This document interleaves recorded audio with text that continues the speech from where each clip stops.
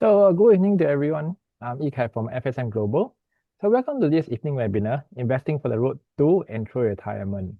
I'm sure everyone hopes to have a good retirement. After slogging out for so long, retirement is a time for us to plan our time on our own terms. However, retirement planning is complex to say the least, and there's a lot of factors to take into consideration. Wouldn't it be nice if we could outsource the heavy lifting to a strategy or a fund? This evening I'm privileged to have Li Zhonghan, Senior Director of Intermediary Distribution, Southeast Asia of Rowe Price with me. He will share how retirement allocation funds can help simplify investing for retirement. In addition, we will also explore how retirement is no longer a linear path, and while understanding the evolving risks of retirement, including longevity, market volatility, and changing income needs is an important part of building a long-term strategy. If you have any questions along the way, feel free to put them into the Q&A box, and Zhonghan will get to them at the end of his presentation. Due to the time constraint, I have to apologize if we are unable to answer all the questions and seek your understanding on this. Without further ado, let me pass over to Zhonghan to start the webinar going. Zhonghan, please. Many thanks, Ikai. Good evening, everyone. Many thanks for taking your time out this evening to join this webinar. For those celebrating here, wishing you an early Selamat Hari Raya Haji.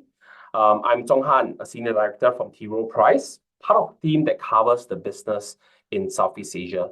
Today we will be having a discussion on a topic that most of us will eventually go through or are already going through now, which is retirement. But before I do that, if you can see the slide on your screen, there's a QR code on the right side. I would trouble you to use a phone or another device to scan the QR code to enter this Slido so that this session can be slightly more interactive. I will be giving out a couple of prizes. We have some power banks out here to give out for the closest or correct answers, right? Okay, let's start. Today, we're going to discuss, again, a stage of life that is relevant for everyone, yet pretty different for everyone. We'll also talk about retirement trends. We'll talk about the current instruments that Singaporeans use to retire and new ways to think about it, and largely introduce our fund also. Right, so before that, I will just start by asking, for those who are in Slido, I will start by asking, what is the single word that comes to mind when discussing retirement? So if I can trouble you to just type in a word over there.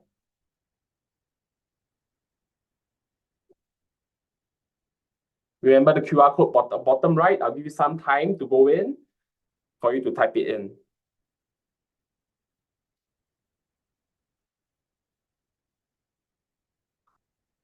So I think you can see, right? I see some words here, relax, coming a few times. Financial freedom, many of you have selected it. It has become very big. I see beach. I see cash flow, independence, vacation, freedom. Okay, great. A lot of words over here. So really, what we can tell from here is that it really means different things to different people, right? And it's also very unique in how each and everyone wants to do it, when you want to do it. So before we even go into the product itself, just last year, I just want to share with you, we have conducted a survey in Singapore where we interviewed Singaporeans on their retirement goals, their habits, and also their financial readiness. So our findings were that we see fundamental change in demands for retirement, how to retire, and the most importantly, they don't want to retire based on someone's defined age, right? So you could see here, 70% of Singaporeans that we interviewed wants to decide when to retire instead of following a statutory age. So the statutory age of retirement by 2030 will be 65. And also on top of that, the next, you can see that more than half of the more mature respondents mentioned they prefer flexible retirement like micro-retirement, unretirement. And I'll come to it right after this. 60%, nearly 60% has this magical 1 million number that they say they need to retire. Let's double down on that later. And also lastly, close to 70% still hasn't really figured out the tools to help them to prepare for retirement or to handle retirement. I mean, the tools now many people are using or thinking about: fixed deposit, bank savings, CPF, right? And I don't blame them, as most schools have taught us when young how to treat people with respect, how to study hard, how to work hard, but none of them really taught us how to invest for retirement. Right, so going on, like I mentioned just now, the unconventional modes of retirement, micro-retirement and unretirement, this really shows that retirement is no longer a linear path. So think about it. Unlike the pioneer and maybe the older Merdeka generation, many Singaporeans now no longer see retirement as a single event at the end of a career. It is no longer a simple study, work, and retirement. That's a linear process. Instead, this is now what we are seeing is being replaced by cycles of work, retire, realign, work, retire, realign, and repeat, driven by different motivations. So there are two modes of unconventional retirement that we can identify over here. One is micro-retirement, which means short intentional career breaks, several reasons for doing so, be it work-life balance, health, pursuing personal interests. So interestingly, a HSBC survey has showed that the top reason for taking a micro-retirement across the three main working generations now, Gen X, Millennial, Boomers, is to spend quality time with family. For Gen Z, it is to pursue their personal, lifelong passion. So now we know who are the selfish ones. No, I'm just kidding. Sorry for those Gen Z people who are here. The other unconventional mode of retirement, unretirement, is returning to work after retiring. And the main reason is to stay mentally active, to maintain their income. So retirement no longer remains as a linear path. So how you should prepare for retirement also has to change, because you will still need money, but how to achieve it and manage it have to be a bit more flexible in a way so that we can go through the multiple cycles of retirement and aligns with our current situation. So if we go on this page, you could see there's a separate HSBC research survey, which shows that one of the most important life goals was actually to maintain pre-retirement living standards when people retire. So more than a third of Singaporeans want this. So more than a third of you actually wants this, right? People are also feeling that they need more average savings to retire due to rising living costs with the inflation rate recently. I think this is absolutely correct. Most of us can feel it when we pump our petrols and things like that. So now I will have to trouble you again. If you can go back to Slido, remember this QR code over here, go back to your phone. If I can trouble you, please key in what do you think, based on the Singapore's inflation rate since independence, what do you think the cost of a loaf of bread will be in 20 years' time? Key in your answer plus your email so that we can actually reach out to you to send one of these power banks to you if you have the closest answer. I will just give everyone some time to. So I see some answers coming. Don't forget to put in your email so that we can reach out to you. If you have one of the closest answers, then we can send the power bank over to you. Don't forget your email, all right? I see answers coming in. I see $25. Oh my God, $25. If it's going to cost $25 in 20 years' time, you're going to be saving really hard now. I see some of you typing $4. $4. Fair enough. Let me see if I the closest one.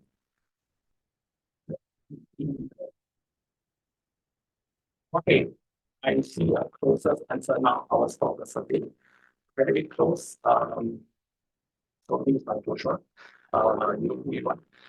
So the cost of a bread, let me just go to the page.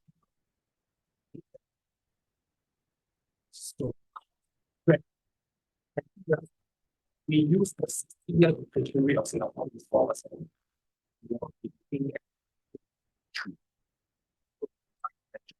So three is then we use 60 years of average inflation rate of 4%.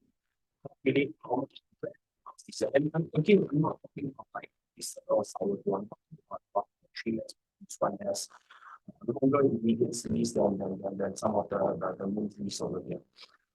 So for those slightly younger, 45 years and below, statistics in Singapore say that you will actually have a good chance to live for another 40 years. So look at the prices in 40 years over this chart over here. That Wei actually Feng, refers to you. I have stopped you for a while. Apparently, we are experiencing a bit of technical difficulties, as in your voice is breaking. So we will want to wait for 1 minute. And then we hope that the network becomes stable.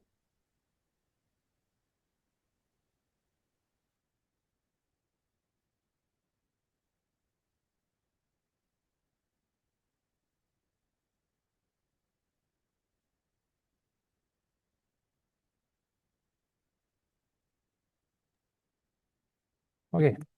Um, yeah, yeah, a bit Or, better. Okay, okay, you can try a few lines and then we see how it goes again. sure. So here I will introduce you. No, you are still a bit unclear in this case.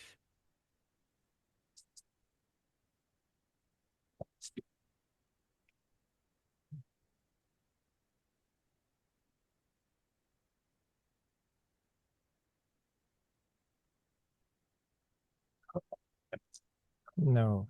Okay, we wait for a while more. If the worst situation happens is I have to trouble you to log out and come in again. Mm.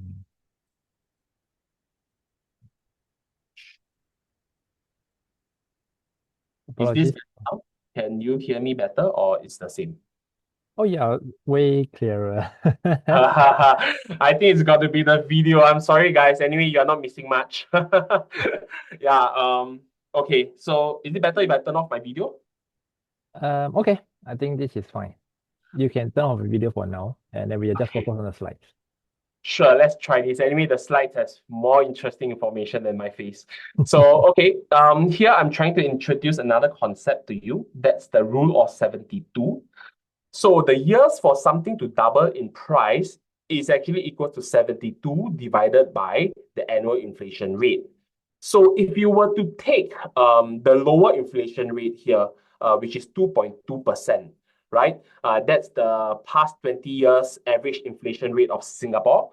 You will look at price doubling in 33 years' time, about 33 years' time, right? So those that are under the age of 50, if inflation holds steady, it doesn't increase by a lot, chances are you will still live to see the day where Ya Kun coffee bean costs more than $10. You will see your normal milk tea with pearl cost more than $10. That will eventually happen. And going back to the survey, remember just now we mentioned um, close to 60% actually mentioned that, oh, 1 million is enough for them to retire. Think about it, maybe 20 years down the road, when you retire, you want to drive one last fancy car like a Merc. And if inflation holds at, say, 4%, you will be looking at spending 3/4 of your savings paying to cycle and carriage, because that will be about 700K for a Merc C180. Right. So what we are trying to ask people is you really need to consider investing for retirement early to have time as your ally, compounding your investments. If not, it will become your greatest enemy and it will compound inflation.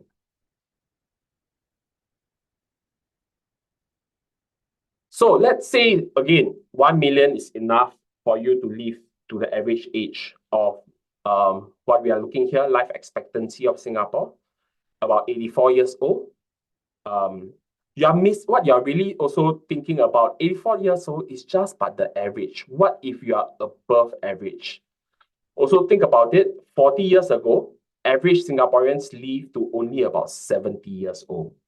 Today, it is close to 15 years more. 40 years later, what is the number that we'll be looking at? Will it be the same or will it be higher? So one Singapore minister also mentioned 1 in 3 Singaporeans aged 65 today will live beyond 90 years old. So imagine you have your mahjong with your friends. Across you have 3 friends who are slightly older, 65 and above. Out of 3 of them, 1 of them have a very high chance to live beyond 90.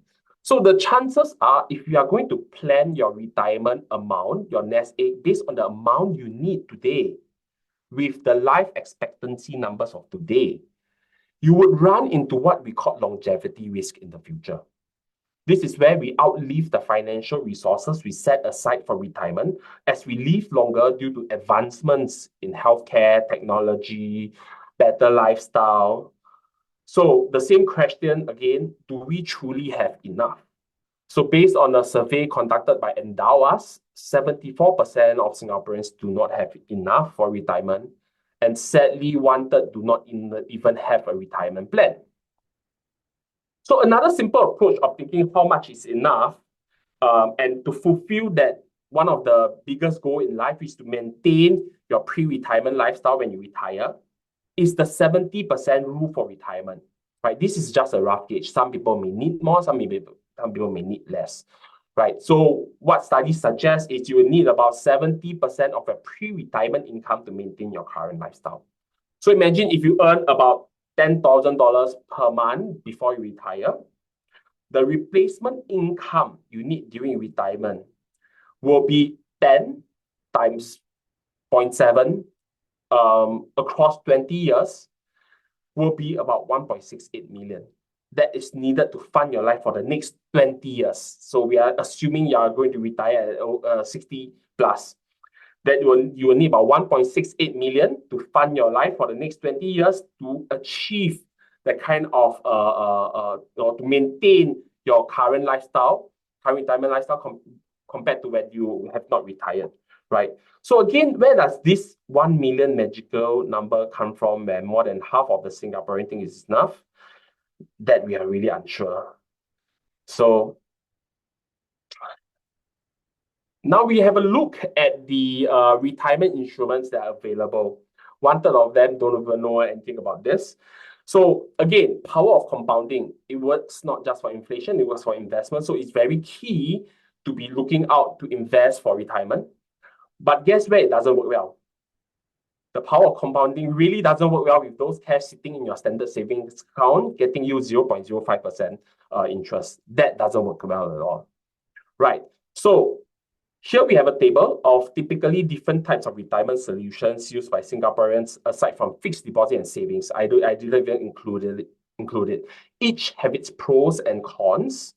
So those that typically have a lower risk, like on your left, like CPF life, annuities, endowments. Some would argue real estate also have a lower risk.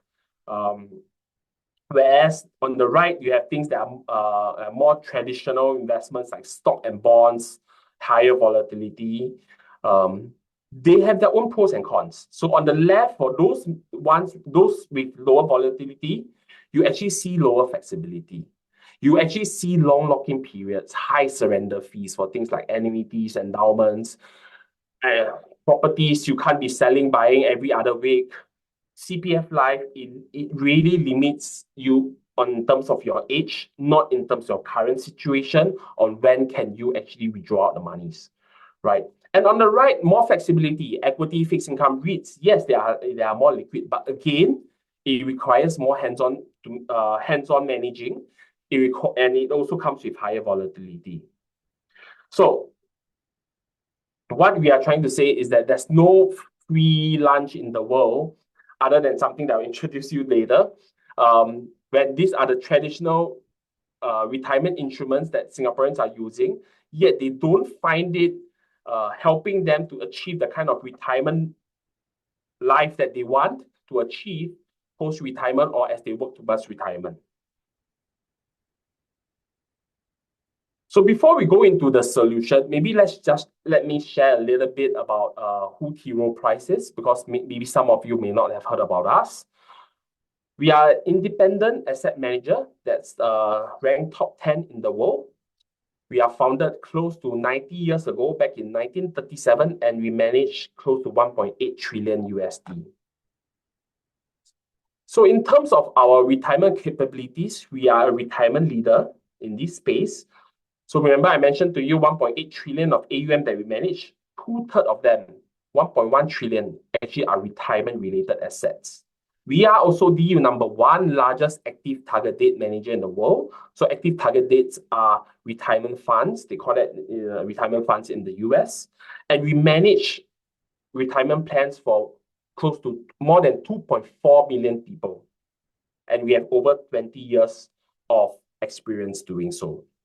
But what is amount of AUM and number of plan participants we have if it doesn't come with a rating of a third party?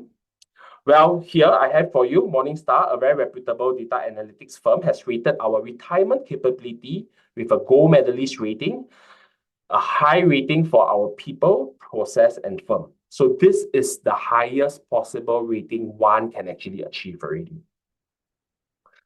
So now back to the solution, finally. So today, I'll be introducing our suite of retirement allocation funds. It's called Retirement Allocation Fund 1. That is for the people who have already retired, so it's post-retirement. And the Retirement Allocation Fund 2 for pre-retirement. So what's very unique about this, that they have actually 3 unique features that I will touch on based on this slide. But before that, from a retirement portfolio standpoint, in our retirement strategies, what we are always been advocating for investors is really to understand and pay close attention to their risk appetite. So think about it. Have you ever lost money in equities? I'm sure if you have been very actively investing, at some point of time, you probably have did. Some people even walked off crystallizing their loss, right?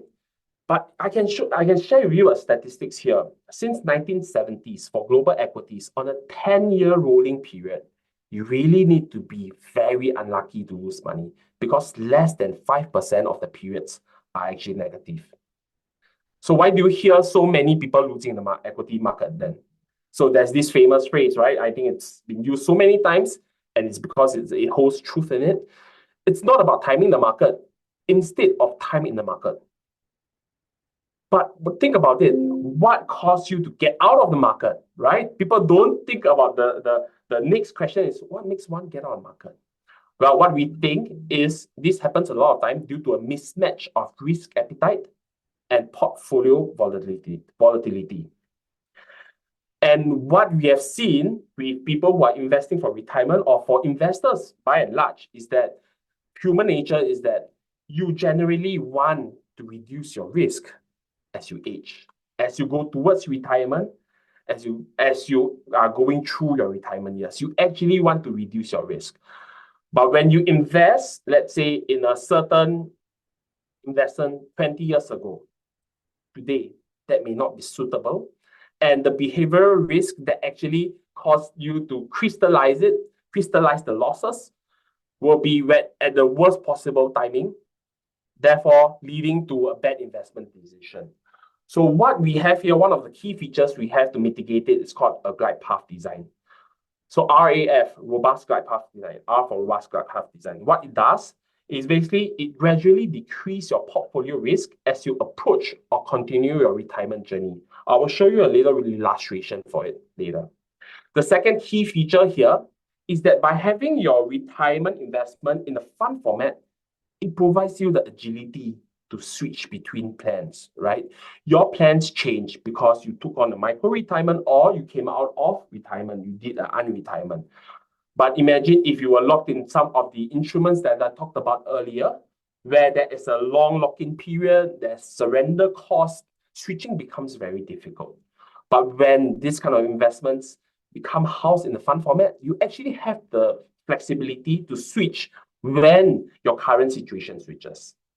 And lastly, a fixed dividend payout. That's the next key feature of our retirement allocation fund. So from our retirement studies, we understand for retirement, the predictability of payout is more important during the retirement phase. Hence, we have catered for either a 6% or 8% fixed payout to meet the different needs. So again, the key feature, we have a robust glide path design. We have a fund format, so it's agile. And lastly, we have fixed dividend payout. So over here, you will see the key benefits of taking a glide path approach. One, it allows you to have the broad diversification between equities and fixed income and the sub-asset classes below it. Again, I will have the illustration later. And how we came up with the glide path design is we actually integrated capital market insights along with human behavioral factors, come up with the design of the glide path. And lastly, what it does is really it gradually reduce your volatility of your portfolio when you go towards retirement or you go through retirement. So some may argue that a retirement fund sometimes looks like a multi-asset fund without the glide path. So what does a glide path actually helps, right? So multi-asset fund does actually address some of the key risks when we invest for retirement. It does address the volatility risk. It does address the downside risk. Some may even address the inflation risk like us, where we invest in inflation hedge asset classes, such as real assets and things like that, right? But when we go one step further, we introduce the glide path into your retirement investment. That also addresses things such as longevity risk. Not taking enough risk is a risk itself, because when investors do not take enough risk in exchange for higher potential of growth in the early days, they are finally left without enough retirement resources, as we mentioned, as people tend to live longer and longer. So in our strategies, we believe in focusing on capital accumulation when you are further from retirement, and focus on capital preservation as you head nearer to your retirement days or going through your retirement. So this is an illustration on how the glide path works. And the only free lunch that I mentioned just now is already baked into the fund solution through the glide path, which is diversification, right?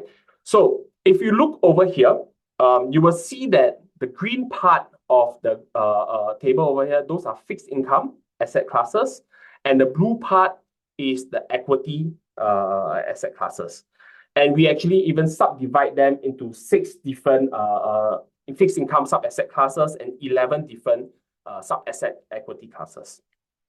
So over here, you can see that when you retire, what happens, or you approach your retirement date in the middle, we actually will reduce the equity exposure and increase the fixed income exposure.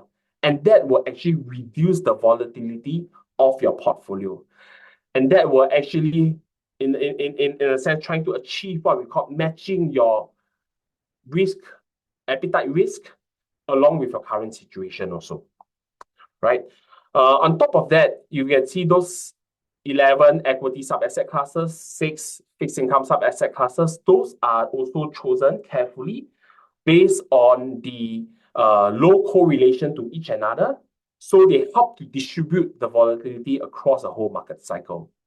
On top of that, if you will notice the sub-asset classes, we do have exposure to US, global, Asia, Europe, and even like I mentioned just now, inflation hedge share classes, asset classes such as natural resources, such as real estate. Similarly, for fixed income, we also invest globally. That helps you to achieve a broadly diversified portfolio, which is the key when it comes to retirement investing. All right, so this is just to show you how does RFF2 and RFF1 works. So for example, those who have retired, you should be choosing the Retirement Allocation Fund 1. That is for people who have retired. And you can see that the equity allocation at inception starts at 51%. So you will start with a 51% equity, about a 49% fixed income. For those who have not yet retired, the pre-retirement people, you should be looking at Retirement Allocation Fund 2, where you have equity allocation of 65% with a fixed income of about 30%, right? Like I mentioned just now, not taking enough risk is a risk itself. You need to focus on capital accumulation at your earlier phases and capital preservation at later stages. And what will it do is we will actually help you manage the solution and slowly glide down this middle line between the blue and green, reducing your equity allocation, increasing your fixed income allocation as the year goes on. So imagine if Yikai has retired. and I've not retired. So I'm RAF2, Ika is RAF1. Never will we meet on this glide path because in 10 years' time, when Ika has shifted on to the next 10 years, he will be about 45% equities. I will actually, when I'm in retirement fund 2, I will actually shift at where Ika is now at retirement allocation fund 1. My equities allocation about 65% will reduce to about 51% only, right?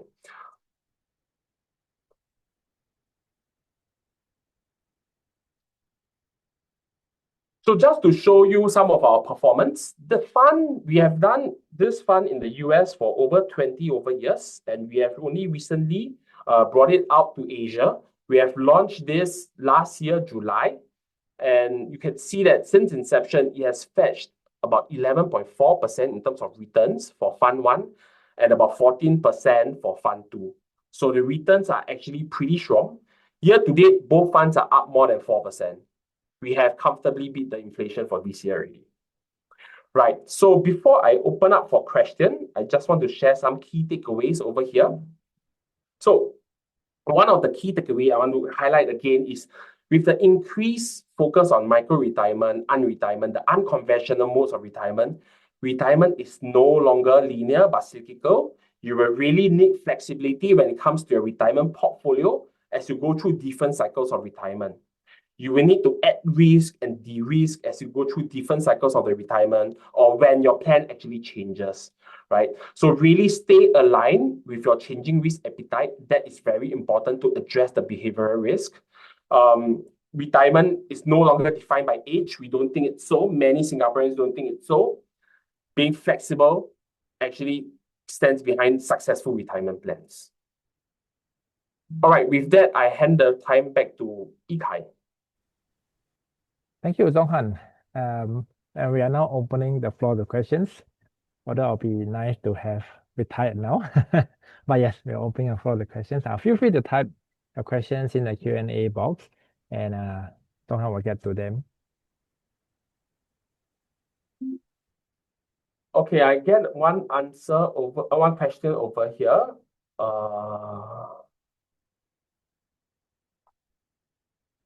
Okay, let me answer live this one. What happens to a fund when one pass on?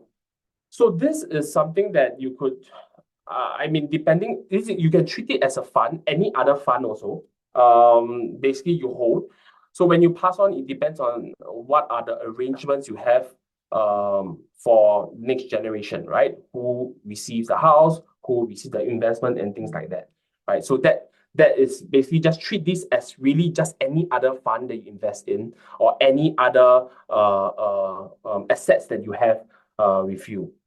So if the fund investments are in US stocks, will it be reduced by inheritance? No. So all these are covered. So this fund is actually domiciled in Luxembourg. It's a Luxembourg vehicle. So again, a lot of this, such as taxation issues, are all handled on the fund level already.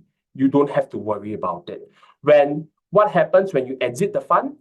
You exit it based on the price of the fund. And again, if I didn't mention just now, if your plans have changed, if you have decided, Zhonghan, this is not for me, the next day, anytime you can exit it. There is no minimum holding period. There is no surrender penalties for this, right?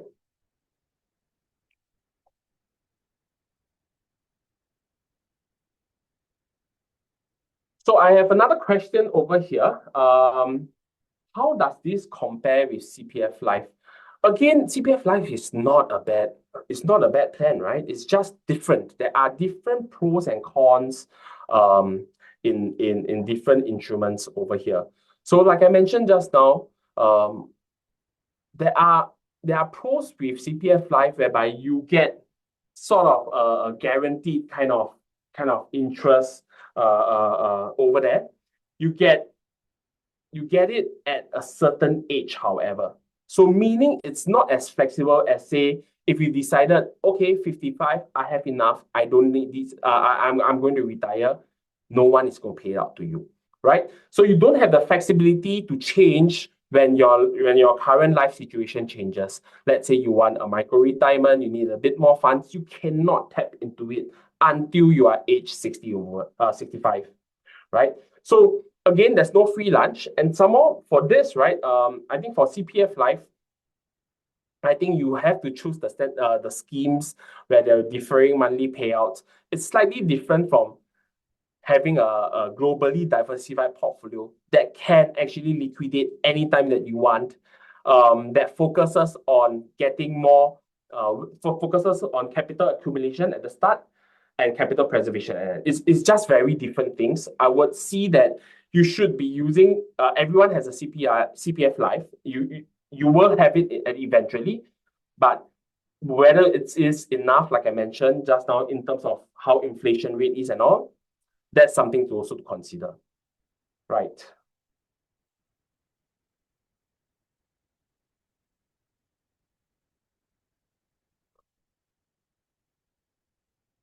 I have an interesting question here. How different is this fund as compared to me doing my own portfolio allocation?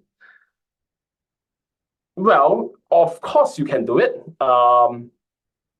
but you may need to have quite a bit of scale to have it in this in such a magnitude of diversification, right?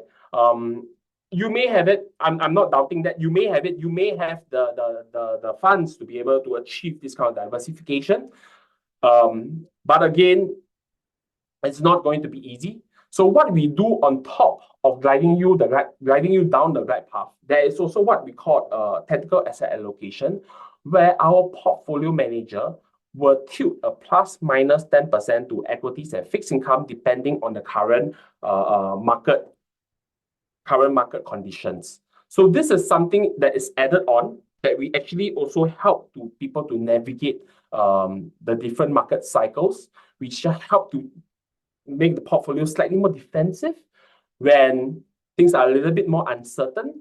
For example, what we have done recently is we have added a slightly more to inflation hedge asset classes such as natural resources and real estate, given how we think that inflation may be on the rise due to the rise of oil. So these are the active decisions that we are helping you to take day in, day out, right? On top of guiding you down the risk for your portfolio.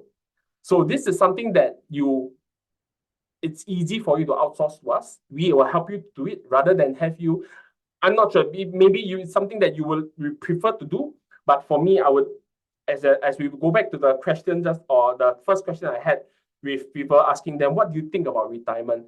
I saw Maldives somewhere. I saw beach somewhere.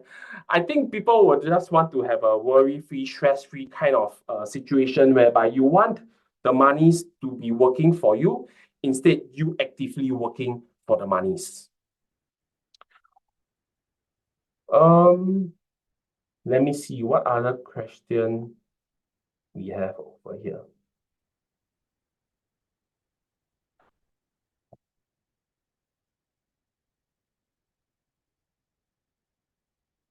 Okay, I have a question over here regarding distributions. So again, we mentioned here fixed distribution of 6 to 8%. The underlying natural income of the fund is about 4%. So indeed, if market holds still, it will be taking out from NAV. But again, if we look from a more total return perspective, if I can just show you on this slide over here, these are the composites that we have launched in the US. So we have launched many of them. In the US, we launch it every 5 years. So for example, the RAF2 will be corresponding to the retirement 2030 composite over here in terms of the glide path position. So just to caveat over here, all these composites uses the exact same glide path as RF1 and 2. However, the underlying building blocks, because these are all US funds, the underlying building blocks are also US funds. So this is not accessible by retirement allocation fund, which is designed for investors outside of US. They uses a different set of building blocks. But that aside, what we have done in our research is the glide path is the single biggest driving factor of performance for them. So if you look at this, if you look at 2030, right? If you take the 10 years kind of annualized return, we are looking at about 9.7%. So even paying out a 4%, a 6% for a total return perspective, that still looks quite conservative to us. And on top of that, if you are thinking about retirement, what we have noticed is that people tend to actually appreciate the predictability of dividend payments more than the stability of the NAV. So there will be times that actually maybe the market doesn't do well and actually it pays out of the NAV. But again, over a full market cycle, like a 10-year, like a 5-year, you are looking at about 10 years, about 9.7% kind of returns annualized. So that's why we are comfortable of giving up to 4% and even 6% on an annual basis paid out on monthly.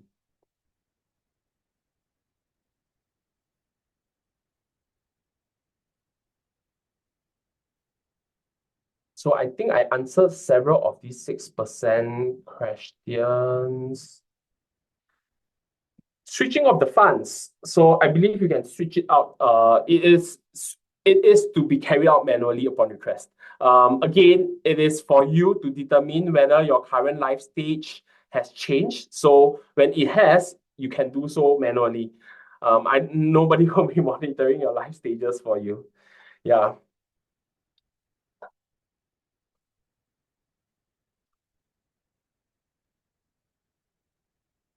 Okay, there's another question here I can see. Retirement allocation 1A6PN, 1A8PN.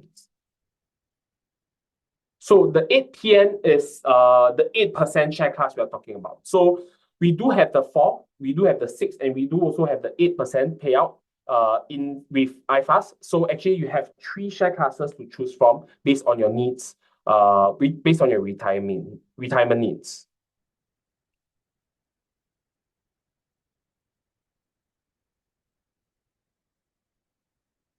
Another question from LC. One pays out 6%, another 8%. How do I choose? So for retirement, I think what you should be choosing is you should be looking at it on how much you need for retirement to maintain a certain lifestyle, right? So again, one of Jen's mentioned you already have your CPF, right? So you should calculate how much you have from there. And then you have your investment funds. You calculate how much you need from here. And on a total return perspective, how much you have on a month. Is it sufficient for you in terms of maintaining your pre-retirement lifestyle? I think this is something that's very individual for everyone. Therefore, we have given everyone a choice between a 4 and a 6 and the 8%.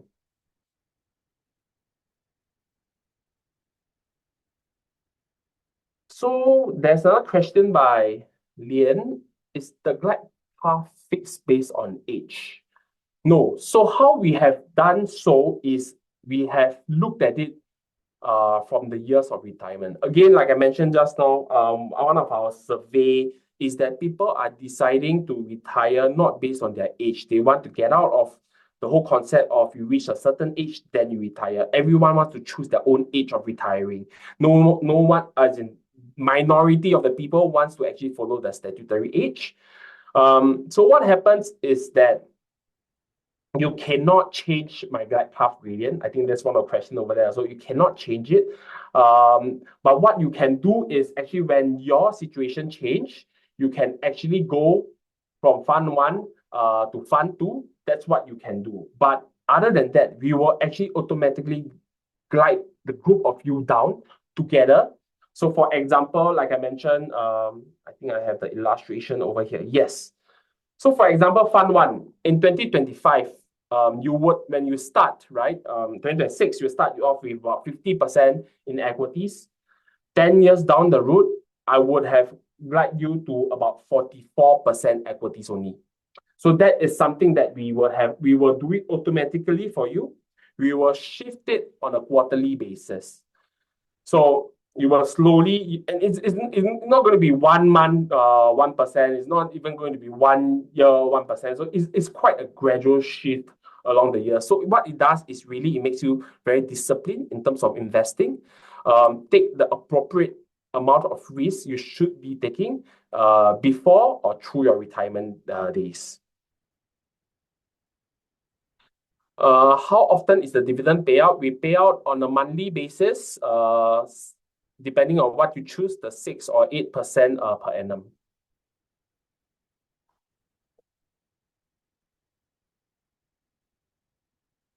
The dividend is calculated based on the NAV, so it's net of the fee. So we will always give you out either 6 or 8%, depending on the which share class you have chosen, right? The fees doesn't impact that. Good question.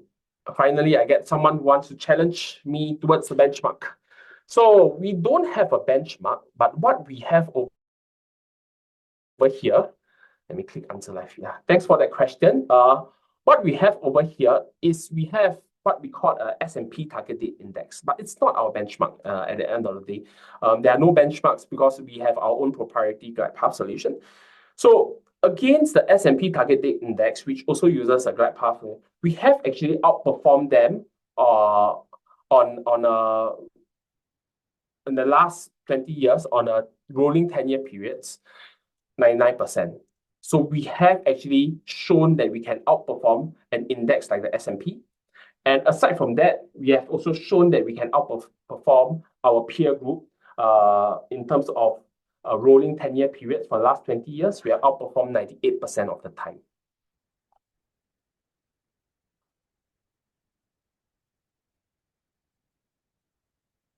Another question, is the fund CPF approved? Unfortunately, not yet.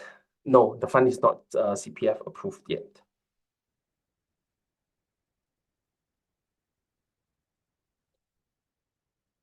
Okay, let's see.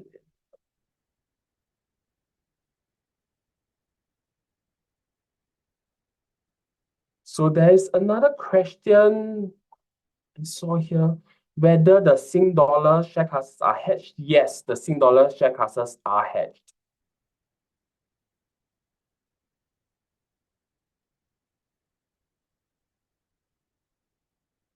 Let's see.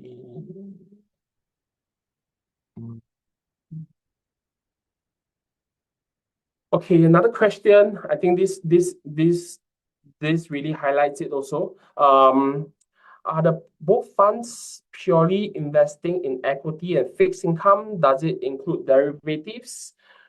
We do not have any derivatives in the fund at the moment. Yes, it is all in equities, listed equities and fixed income. So these are all the asset classes that we are in. On the blue, equity, green, fixed income.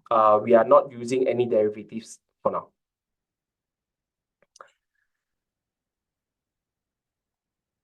Is there a UCITS version available? The RF1 and RF2 that we are speaking about today, the ISINs are here. These funds, they are both UCITS. They are Luxembourg domiciled UCITS funds.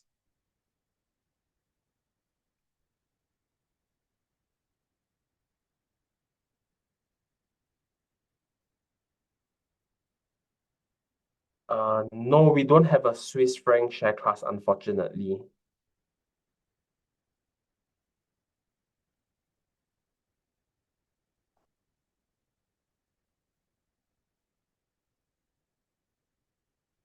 So, okay, I have another question from Yo. How does the fund mitigate sequencing risk if I were to purchase it and then the market goes south? So, well, nobody, I would say, by how we look at the market, right? Most of the chief investment teams couldn't predict GFC. None of them had. It's very hard to predict an event such as a GFC. I think most of us, those who try to do it, fail most of the time trying to do so. And one or two, I don't know. You could call them lucky or not. But there's no free lunch over here, right? Because again, if you want returns, you got to have build in more risk in your portfolio. You want more stability. You want more preservation in terms of capital. You need to build in less risk into your portfolio, right? So what we have done here, for example, if there were GFC or if there were a market event, a huge drawdown, what we have already provided here is a very broadly diversified portfolio, investing across fixed income and also equities. Fixed income wise, we do have the slightly safer sleeves over here. That will be your multi-sector income sleeves, such as diversified income bond. We also have the global core bond, US core bond. These are all the IG-rated bonds portfolio. So you could see this actually stands at majority of the portfolio of the fixed income portfolio compared to the slightly riskier ones like high yield and EM bond, which will actually fetch you more return over a longer period of time, right? And in terms of equities, again, we have the growth equities in there, but we also have the value equities. We have core also, right? So what happens at the end of the day, really to mitigate or to face on an event such as GFC, one cannot be better prepared than to be diversified. If you are already diversified across group, across asset classes, that would be the best possible preparation other than switching all your monies into cash. But again, I would also then question how accurate can one guess what happened to GFC. So imagine if you are not invested in this, you're invested in another equity fund, or you are buying single stocks. Those would actually draw down probably higher than what you're looking at. Because again, what's very important for retirement monies, in the later years of your retirement, we are expected to have to build in the portfolio more capital preservation so that you can actually ride out market events like GFC in a smoother manner. Right.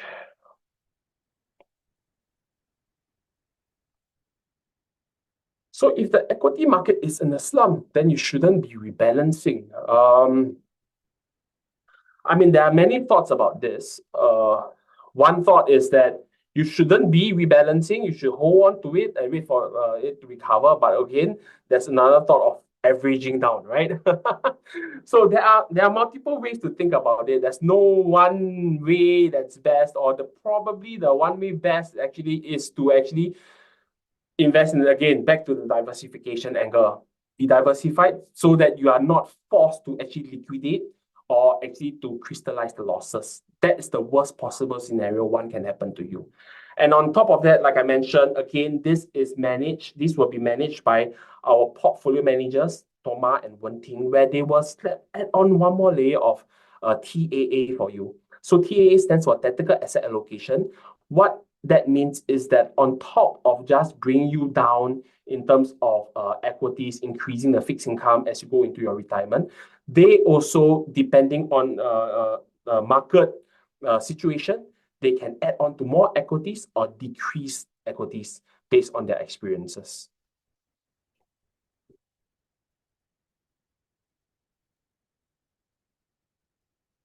For John, is there also an accumulation share class? We actually do have. If there's a demand, we can actually put it onto iFAST also.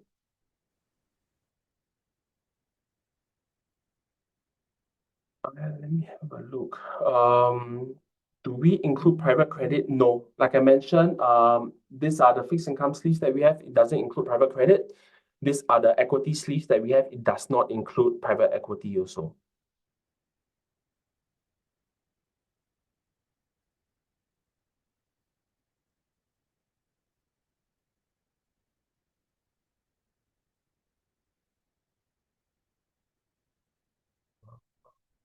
Let's see. So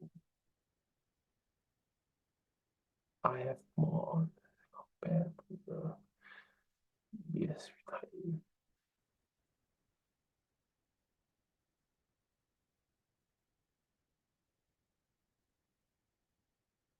Let me answer another distribution question. But there are a lot. I think I've come to it many times already. So let's just try one more. Where does the 6% come from, since fixed incomes are unlikely to generate 6% at the start because we have more equities? Yes, you're right. So at the start, where we have more equities, there will be less. So fixed income is giving the whole portfolio, the fixed income yield is about 5% now. So with lesser fixed income, more equities, it will be hard to achieve that 6% at the current moment. But again, like I mentioned just now, this is something that we have designed for retirement, and it's not it's not rare to see retirement investments having the accumulation share classes, like I mentioned. And on top of that, if you will look at the long-term kind of total returns, for a 10%, for 10 years annualized, we are looking at about 10% for RF1, and we are looking at similar to RF2, where they at retirement 2020, you are looking at about 8%. So that's where you are at. Right.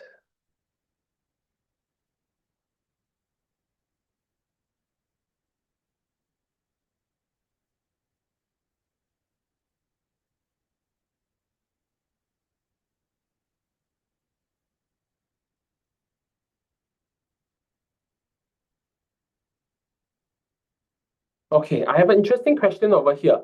So target date funds assume people of the same age should have similar risk profile.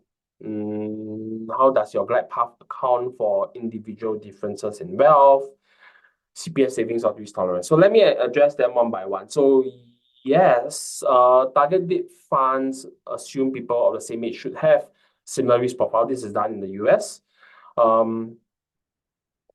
We actually account not for the individual differences in wealth. We don't do that. We don't account for the individual differences in your CPF savings. What we account is for the appropriate risk that one needs or seems to think is ideal when one is a certain years before retirement or after retirement. That's what we account for, right?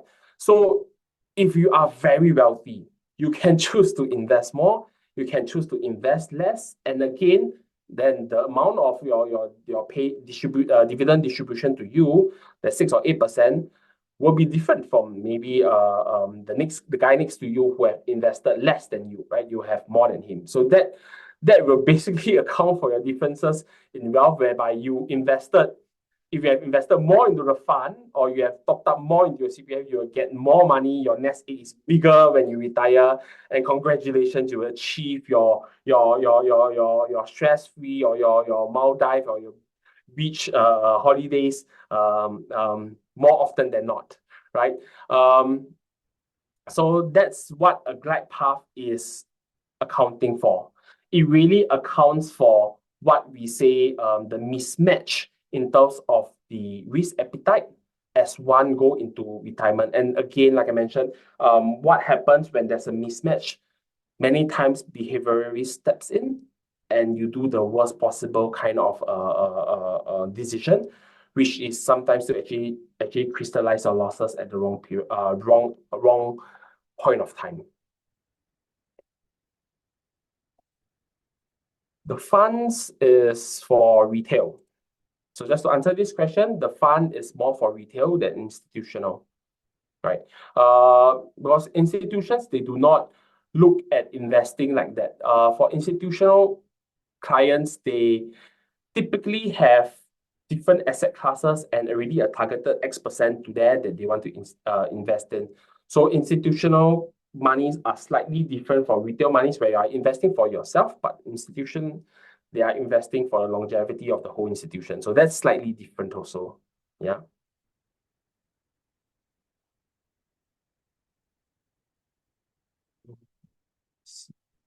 Are there any questions? I think we have reached the 8 p.m. mark, but I'm happy to take a couple of more questions if there are any. So I have a question on Sharpe ratio over here. So the Sharpe ratio is very high for the fund because much as I want to attribute it all to the managers managing it, but again, I think we launched it at a very correct time. So the Sharpe ratio for the fund annualized since inception is actually 1.5 for retirement allocation 1, and is about 1.6 for retirement allocation 2 because of how well equities have actually done since 15 July last year until now. Right. So we are seeing a very, very high Sharpe ratio over there.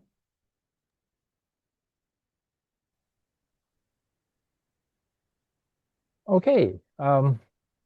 And that will be the last question that we will take for tonight. Thank you once again, Tong Han, for the wonderful sharing tonight. And thank you so much for also answering all the questions and of most of the questions that our clients have asked. I'm sure we all have learned a thing or two. And also a big thank you to everyone here with us this evening. I hope you find the sharing useful in your retirement planning. Thank you, everyone. And I will be reaching out to the winners for the gift in a moment. Yep. And finally, we would like to invite everyone here to connect with us. So on the screen are the links to our various social channels. So feel free to scan the QR code of the channels that you use more often, and we will see you there. So we will also like to encourage everyone to subscribe to our Telegram channel where we post updates on a daily basis to help you in your investment journey. And also one new channel that we are embarking on is the Xiaohongshu. So Xiaohongshu is still starting out, but if you are using Xiaohongshu, feel free to connect with us over there. And with that, the webinar has ended. And thank you everyone for the enthusiastic participation tonight. Have a great evening, everyone. Feel free to leave the room from right now.